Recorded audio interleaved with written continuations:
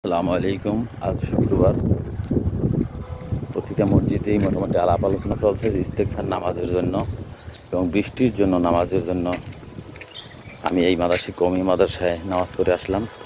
তো এখানে হুজুর বলল যে ইস্তেগফার নামাজের জন্য মাদাসি জামে মসজিদ আছে, কিন্তু জামে মসজিদ ইসের এই বাড়ি, এদিকে এই সিরাজদের বাড়ি, ওইদিকে যে মসজিদ আবু বকর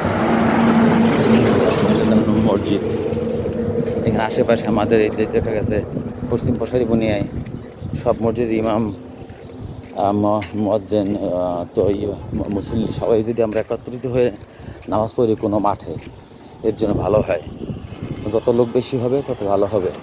রোদ্দুরদের এইটা আমরা যদি সবাই, এবং সবাই কি একমত আছেন বা এরকম আমরা একসাথে নামাজ পড়লে কীরকম হয় একটু বলবেন প্লিজ। যারা আমরা এলাকায় আছি তাদের জন্য আজকের এই ভিডিওটি।